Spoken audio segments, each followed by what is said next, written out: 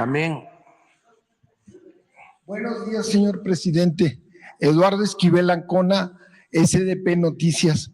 Mi primera pregunta es perdón. El agua se ha vuelto un bien escaso en nuestro país y con muchos problemas. Está dando problemas sociales, de migración. Hay poblaciones que como no tienen agua y no pueden hacer sus cultivos, no pueden tomar agua, y se vuelve un problema también de salud pública. Entonces, quisiera preguntarle qué posible. Estoy leyendo un libro muy interesante de un diputado yucateco, un paisano mío, de Rafael Echazarreta, donde él plantea que el agua tenga que ser un problema de seguridad nacional. Entonces, y plantea que, pues, que se tengan que hacer sanciones muy, muy fuertes a la gente que desperdicia el agua, a las empresas que contaminan el agua y que no la acaparan. Entonces, ¿qué posibilidades hay de mandar una iniciativa donde no solo a nivel federal, sino municipal y estatal, se tenga este cuidado con el agua y se pongan más sanciones a los delincuentes, porque estos son delincuentes contra la sociedad que hacen este tipo y una mejor distribución del agua a nivel nacional, y sanciones también a los responsables de la parte administrativa gubernamental que hagan extorsiones. Y qué posibilidades hay de esto, y pues sí recomendaría este libro de mi paisano que se llama El Sur tiene esperanza, que está bastante bueno este libro porque habla de todos estos problemas nacionales. Bueno, durante el periodo neoliberal no había planeación para el desarrollo del país. Todo lo dejaban al mercado. Era crecer por crecer, sin tomar en cuenta el bienestar, sin tomar en cuenta la naturaleza y otros elementos. Ahora nosotros estamos ordenando para que el desarrollo sea equilibrado, para que sea sustentable, que no se agoten, que no se exploten de manera irracional los recursos naturales, que pensemos en las nuevas generaciones, que no se siga destruyendo nuestro territorio. Entonces, ya se está avanzando, falta todavía, por ejemplo, ya no se dan concesiones para la explotación minera. Eso fue un avance, una política importante. No se permite la explotación energética con fracking. Eso también fue un avance. No se permite la introducción del maíz transgénico. Y en lo que corresponde al agua, lo mismo. Se ha venido poniendo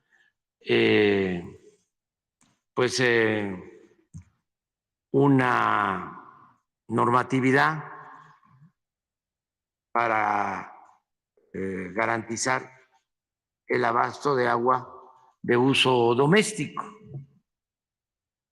Por ejemplo, nos tocó cancelar el proyecto de la cervecera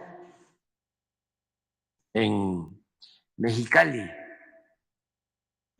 Constellation, para los que padecen de amnesia o no quieren ya hablar de esos temas.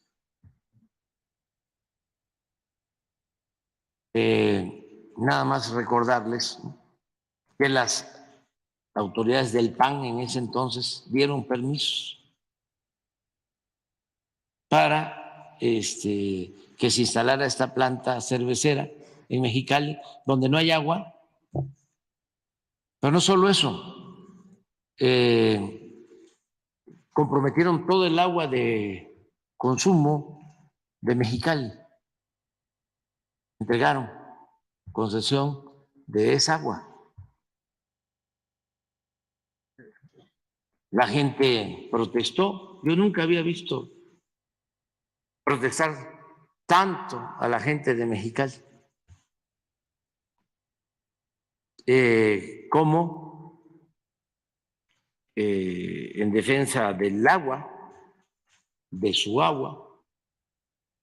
Se hizo una consulta, se le preguntó a la gente y se rechazó el proyecto. Afortunadamente, según acuerdo con la empresa, buenos empresarios me pueden decir, bueno, ¿y por qué, si son buenos empresarios, como usted dice, iban a poner la planta en Mexicali? Bueno, porque decidieron que no había ningún problema y se los permitieron.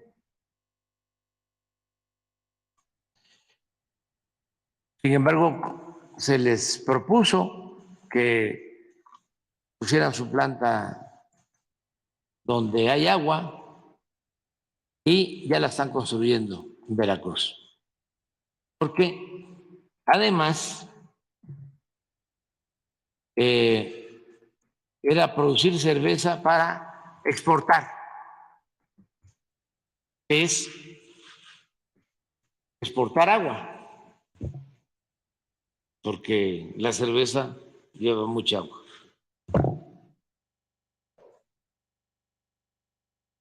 Eso hacían. El otro caso lamentable es el de La Laguna.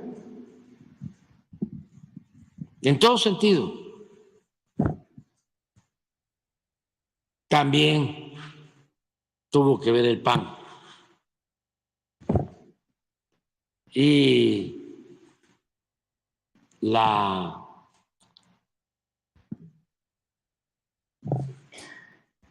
componenda de poder económico con poder político. Cuando llega Fox a la presidencia, ¿cómo es que engañaron de que era el gobierno del cambio? Nombra como director de Conagua, esto también para los jóvenes, pues, porque ni modo que lo vayan a leer en el Reforma, o que haga un reportaje Loret de Mola sobre esto. Nombra Fox de director de Conagua al que era el gerente de la empresa lechera Lala. Imagínense cómo estos empresarios lo apoyaron en su campaña. Al gerente de Lala lo nombra director de Conagua. Pues se desarrolló muchísimo la industria lechera, a sembrar alfalfa para las vacas. Y la alfalfa, pues consume mucha agua. La leche es agua, en un porcentaje alto, considerable. Entonces, no hubo límite y se perforaron pozos hasta que se agravó el problema. No fueron solo los de la industria lechera, ya había problemas, también por la minería. Pero se agravó el problema porque se agotaron los acuíferos y empezaron a perforar cada vez a mayor profundidad y a sacar agua con arsénico. Es el único lugar que yo conozco en donde hay plantas de tratamiento de agua para quitarle al agua el arsénico. Imagínense a qué extremo se llegó. Entonces, ya estábamos atendiendo eso, se está construyendo un acueducto para que en la laguna se consuma agua sin arsénico, agua sana, en Torreón, en Gómez Palacio, en Lerdo, en toda la región de la laguna, de Coahuila y Durango. Pero bueno, volvemos a lo mismo. Y así, hablábamos hace poco de cómo en el gobierno también de Fox se dieron concesiones a una empresa minera para la explotación de oro en la ciudad de San Luis Potosí, en el cerro de San Pedro, que era el símbolo, aparece en el escudo de San Luis Potosí. Pues acabaron el cerro y acabaron con el poblado. Y además con muchas presiones, con represión, se suicidó también de manera sospechosa el presidente municipal. Quedó su hijo, fue presionado por Fox para que otorgara los permisos. Habían panistas, socios de la empresa minera. Todas esas cosas pues, que se dieron durante el periodo neoliberal. Ahí no había poder judicial, no procedía ningún amparo, nada, absolutamente. También para refrescar la memoria, ¿no? Entonces, sí necesitamos cuidar el agua, no estar dando permisos a diestra y siniestra sin tomar en cuenta la escasez de agua y dándole preferencia pues al consumo doméstico, el agua para la gente, en primer lugar. Y ya se está trabajando en eso, ya con agua y medio ambiente, pues tienen pues, una clasificación. A ver si no tenemos por ahí un plan sobre disponibilidad de agua subterránea y de agua superficial aguas superficiales en el país, de cómo estamos. Entonces, cuidar nada más la entrega de permisos. Concesiones. Tiene mucho que ver también con la planeación para el desarrollo, a lo que hacía referencia. Es que si se lleva a cabo un desarrollo sin ninguna planeación, pues van a crecer ciertos sitios, ciertos lugares. Lo que pasó en el periodo neoliberal, donde hubo crecimiento en las zonas fronterizas, en las ciudades fronterizas, en los puertos o en los centros turísticos, en algunas ciudades del centro de la República. Pero se desatendió el medio rural de los municipios. La mayoría de los municipios perdió población en el periodo neoliberal. O crecieron solo los municipios del norte, de la costa, pues todo lo que sucedió, por ejemplo, en el caso del sureste, donde hubo crecimiento, pues en Cancún, en la Riviera Maya, pero en el resto del sureste no.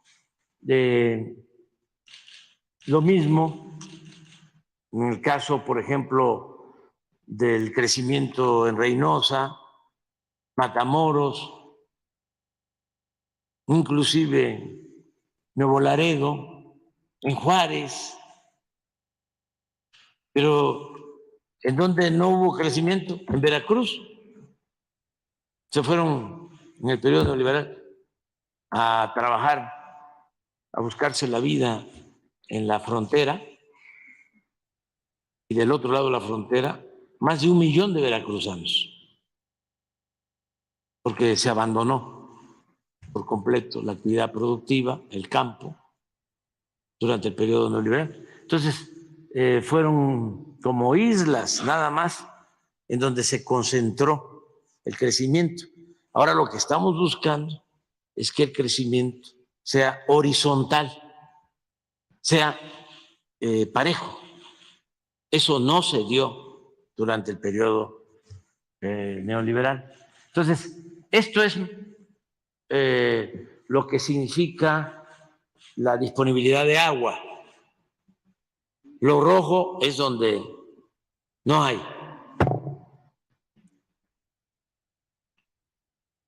Donde hay que cuidar mucho la entrega de permisos. Y el resto, pues sí, hay agua. Por eso también lo del sureste, porque en el sureste se dispone del 70% de todo el agua del país. Cuando hablo de planeación es decir, ya que no siga sucediendo lo que pasaba, que la gente por necesidad tenía que abandonar sus pueblos para venir a la Ciudad de México, al Estado de México.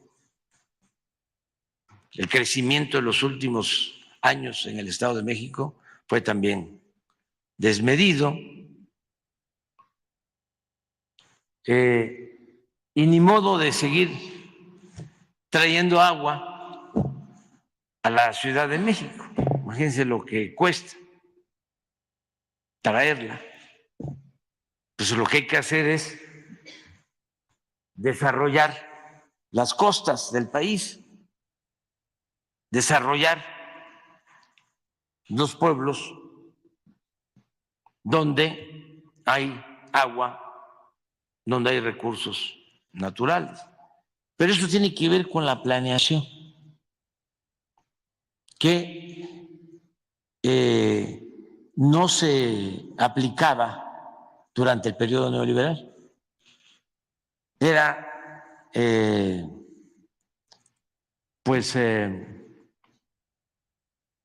el dejar hacer y el dejar pasar. El desorden. Y no había planeación. Ahora hay que regresar a eso. Esto mismo pasaba en cuanto al desarrollo de México. Parece increíble también para los jóvenes. Durante los 36 años de política neoliberal, no se elaboró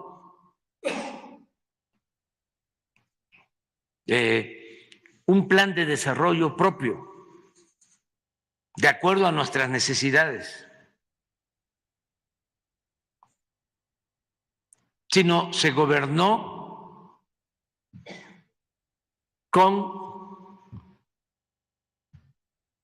las recetas que nos enviaban desde el extranjero. El Fondo Monetario Internacional, el Banco Mundial, ellos definieron la agenda, las llamadas reformas estructurales. ¿Qué eran las llamadas reformas estructurales? Pues el permitir la privatización de los bienes de la nación, de los bienes del pueblo, el saqueo, la política de pillaje, no solo aplicada en México, sino en casi todo el mundo.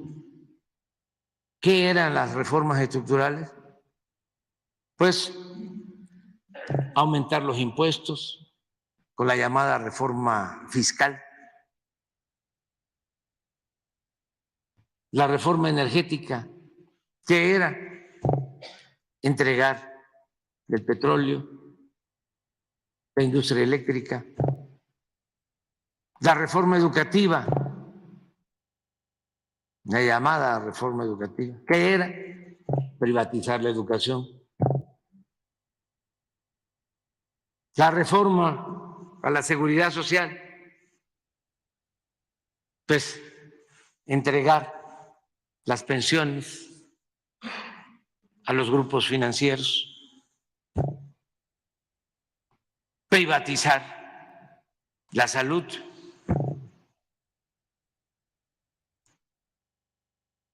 Y eso era lo que aplicaban.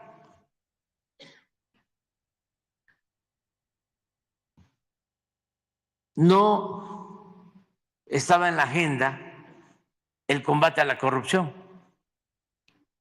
ni se hablaba de eso. No estaba en la agenda la aplicación de una política de austeridad de Estado. No, ni se hablaba, y al contrario, a comprar aviones de lujos y a pagar sueldos elevadísimos a los altos funcionarios públicos. Por cierto, ayer estaba yo viendo de los privilegios de los ministros de la Corte, lo que siempre hemos dicho, pero ya está saliendo ahora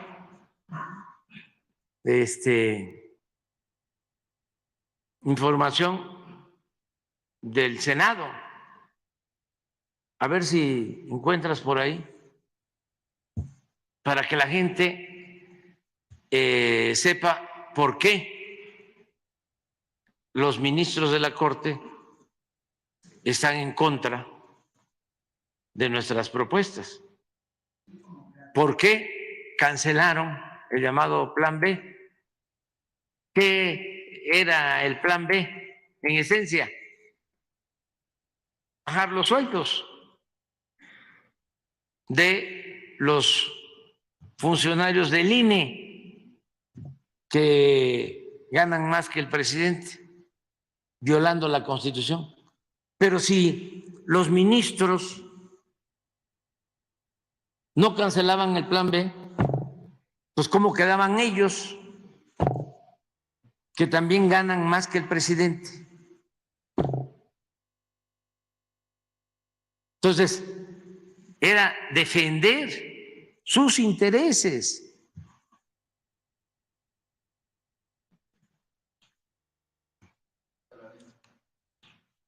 Miren,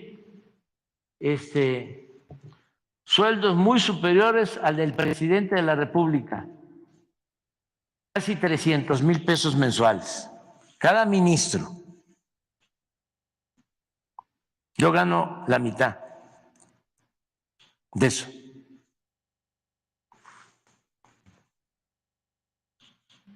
Aguinaldos de 588,000 pesos,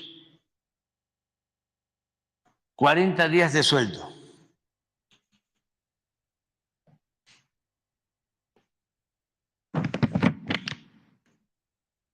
Todo esto es contrario a lo que establece la Constitución, al artículo 127 de la Constitución. Pero ya lo vamos a poner para que vean que no hay Estado de Derecho, como sostienen, ¿no?, los abogados leguleyos, huizacheros, que están defendiendo a los jueces, magistrados, ministros del Poder Judicial, hablando del Estado de Derecho. No, es Estado de chueco.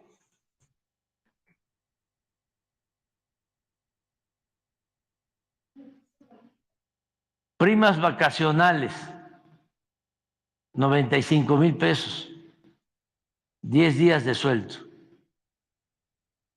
Un fondo para comer en restaurantes de lujo por 723,690 pesos, 24 centavos al año.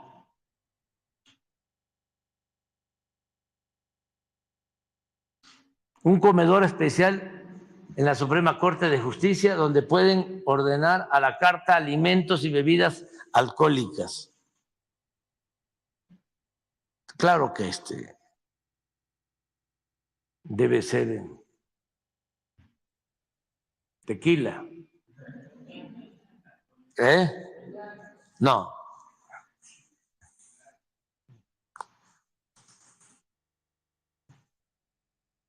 Presupuesto de 5,540,930 pesos mensuales para contratar personal. Además del personal de la Corte, pero ellos tienen esa posibilidad para trabajadores domésticos.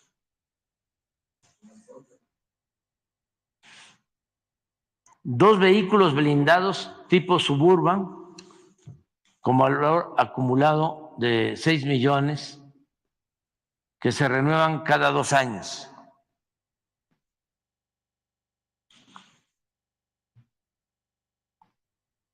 Pago por riesgo de más de 640,000 pesos al año.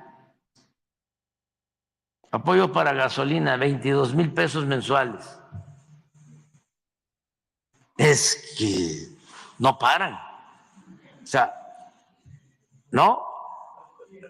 Van a todos los distritos, ¿no?, del país.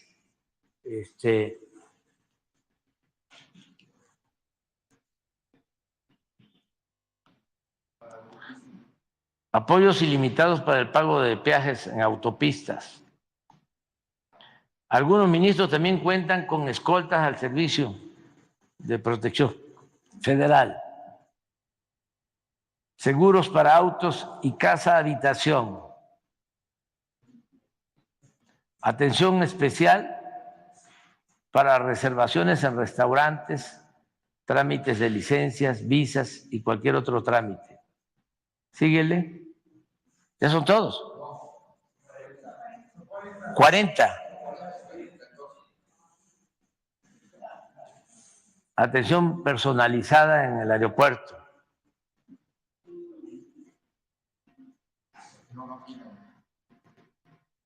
Viáticos para vuelos, hospedaje, comidas en viajes oficiales, tanto en México como en el extranjero, para lo que se les otorgan pasaportes diplomáticos a ministros, ministras y su familia nuclear. Salones especiales en el aeropuerto para ofrecerles comidas y bebidas exclusivas. 2 periodos vacacionales al año de 15 días cada uno. O sea, un mes. 3 equipos de cómputo e impresión. 6 teléfonos celulares que hablan bastante.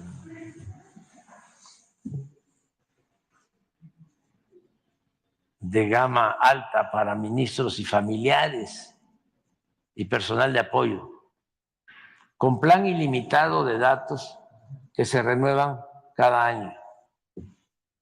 3 iPads, con servicio de internet ilimitado, papelería personalizada, computadoras, impresoras e internet en su domicilio pagado por la Suprema Corte de Justicia. Apoyo de soporte técnico por parte del personal en la Suprema Corte. También pueden instalar videovigilancia en sus casas con cargo al erario público. Seguro de gasto médico, aquí sí es, me consta, porque hubo un ministro, ya se los he platicado, en el gobierno anterior, ya se fue, que se hizo cirugía plástica y estaba en el quirófano y estaba también la esposa. Y la esposa le dijo al cirujano plástico, déjele la naricita como la del presidente Peña. Esto con cargo al erario. No estoy mintiendo. Tengo como principio no mentir, no robar y no traicionar.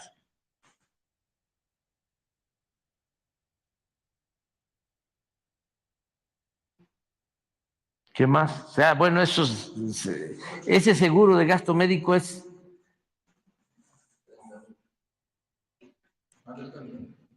30 millones en adelante. Es de todo. Sí, pero tiene que ver con su familia nuclear también, o sea, toda su familia. 188,000 al año para compra de medicamentos.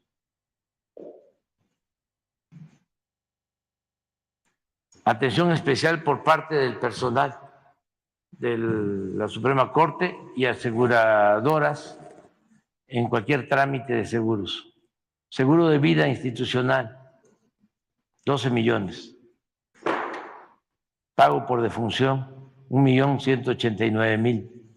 Síguele. Bueno, esto no lo deseo, aunque se los detengo. 30,000 pesos. Apoyo económico para lentes. No, eso sí hace falta.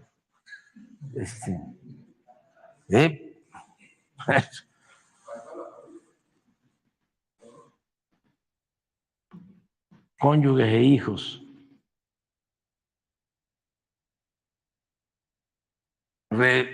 Pensión vitalicia con casi la totalidad del sueldo cuando se retiran.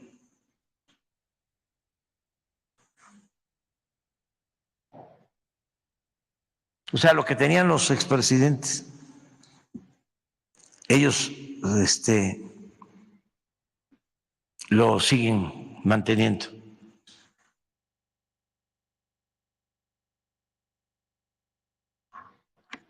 Aparte, una liquidación o un haber de retiro.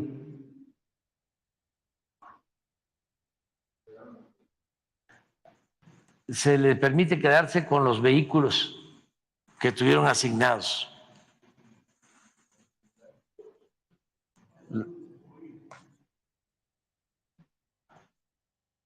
Se les pagan 2 personas de apoyo para estar a su servicio en la jubilación. Seguro de separación individualizada. Esto es bastante, muchísimo. Sí. 20 millones. Cuando se van.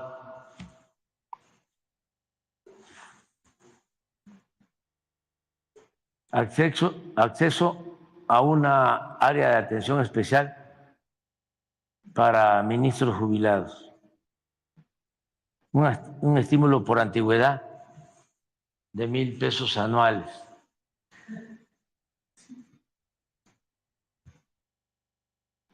Tienen 14 fideicomisos por 20,149 millones de pesos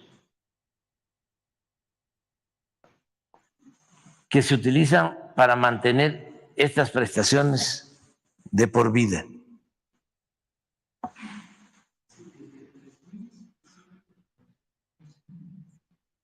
El presupuesto para el 22 son 73,723 millones de pesos. 73,723 millones. La presidencia ejerce al año, el año pasado ejerció 500 millones de pesos.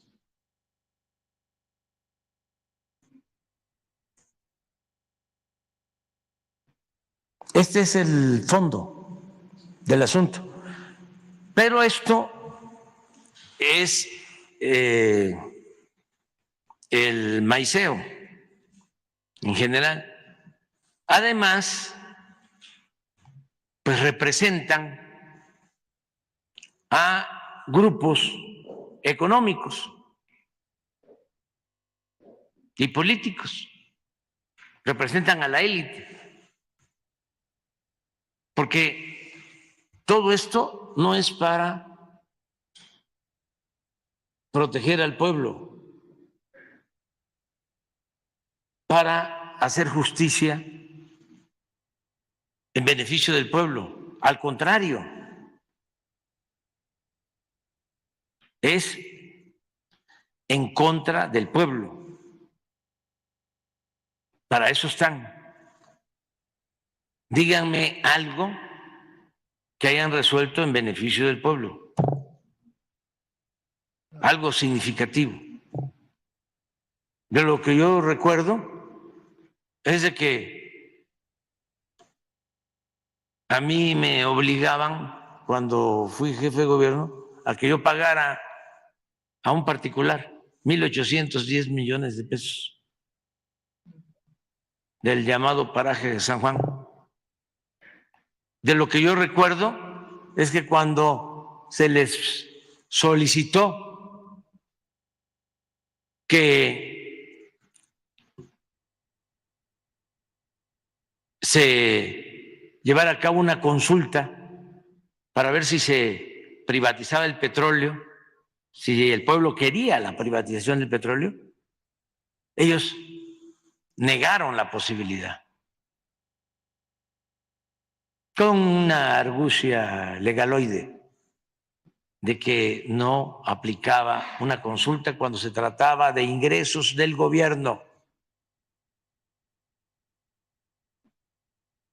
De lo que me consta es de que cuando se tenía que juzgar a los responsables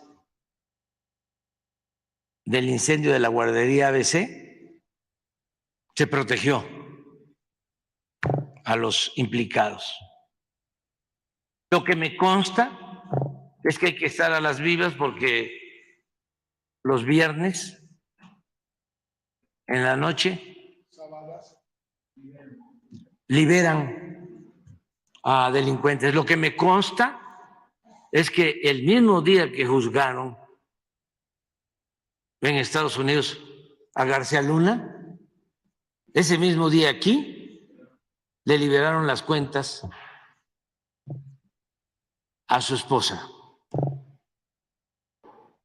Entonces, ¿para qué todo esto?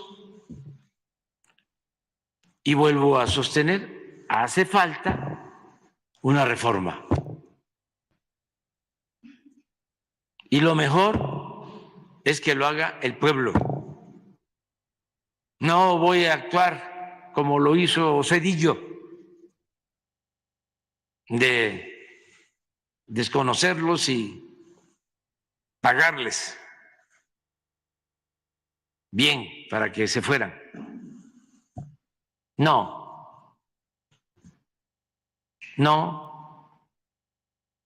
tiene que ser con una reforma constitucional para que jueces, magistrados y ministros los elija el pueblo, como era en la época del presidente Juárez, como se aplicaba en la época de la República restaurada.